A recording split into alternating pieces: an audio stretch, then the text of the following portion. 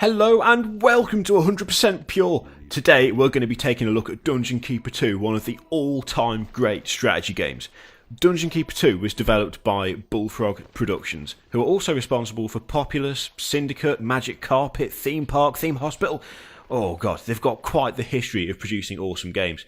And of course a lot of these were made during the heyday of one Peter Molyneux, who co-founded the studio, who then of course went on to form Lionhead and create the Black and White games, which were critically acclaimed in their own right. So he's got quite the history of producing this kind of thing, I'm sure we can all agree. Dungeon Keeper 2 was the follow-up to Dungeon Keeper, obviously.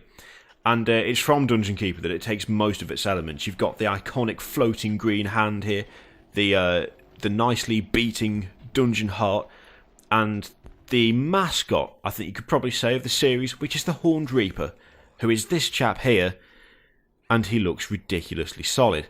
Before I get carried away, here's the basics. This here is your dungeon.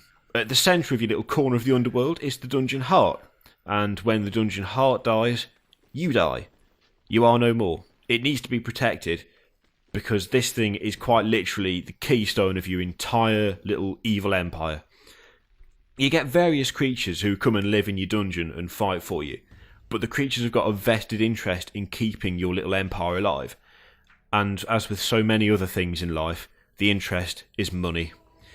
Now you've got to mine out areas of the map using imps. And on the map you can see are patches of gold.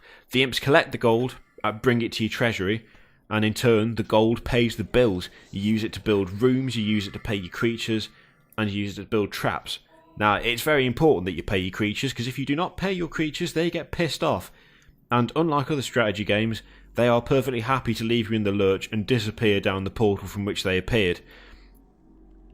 You've got to keep them happy. You've really, really got to keep your creatures happy.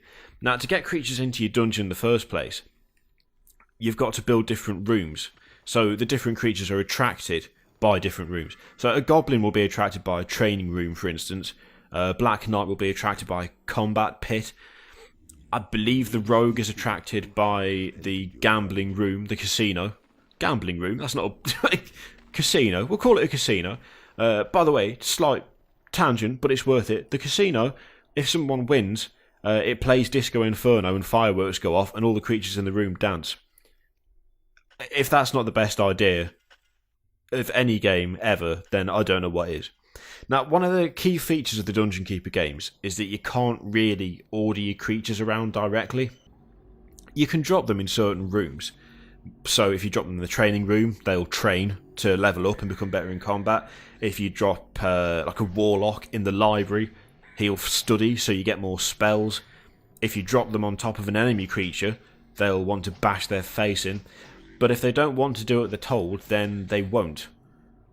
So if you drop someone into a training room but they're hungry, they'll go and get something to eat. If you drop a warlock into the library and he's tired, he'll go and get some sleep. If you drop someone into the temple but they want to go and train, they'll go and train. There's no real way of ordering them around directly, apart from taking control of their body. One of the signature parts of Dungeon Keeper is possession, which is being able to get into the body of a creature and control it. And the abilities that the creature has dictates what you can do when you take over its body. So for instance, if you want to mine out a room quickly, but you don't want to divert your imps from building a massive chamber on the other side of your dungeon, you can possess an imp and build out the room yourself. If you want to get into the middle of a fight, you can possess a creature. If you possess a goblin, you'll be smacking people with a sword. If you possess a warlock, you'll be firing big balls of fire at people. It really is what made Dungeon Keeper one of the all-time greats, the possession mechanic. Now, the point of all of this is to be evil. That's the basis of Dungeon Keeper. Your dungeon will be attacked by heroes, it will be attacked by other keepers. Basically, your goal is to ruthlessly wage war against everyone on the map, capturing and torturing enemy creatures to convert them to your cause. You can imprison them so that they die of starvation and come back as skeletons. You can even dump their bodies in graveyards so that you get vampires. To destroy other keepers, you take over their dungeon bit by bit. You break through their defences, you start claiming their rooms. and destroying their creatures and then carrying them off to your dungeon where they will be converted to your cause, and eventually you destroy their dungeon heart. It's basically just being as unpleasant as you possibly can be. And the thing that makes the Dungeon Keeper games stand out is that they put you into that role, into the role of the enemy. I mean, let's face it, usually you're the one fighting evil. You're going on quests to slay terrible beasts and traitors, but in Dungeon Keeper it's been completely reversed. When the heroes break into your dungeon, you kill the shit out of them. You torture them, you stick them in prison. You're just generally not very pleasant. You've got to be an all-round evil mastermind. That really is why this game is 100% pure. It's got innovative gameplay with the possession mechanic. It's got a very quirky and just interesting graphic style. And the overall goal of being as evil as the night is dark is something that you just didn't see all that often. Dungeon Keeper 2. Absolutely 100% pure. I've been Kirioth. Make sure you sub to the channel or I'll set the Hordes of the Underworld on you.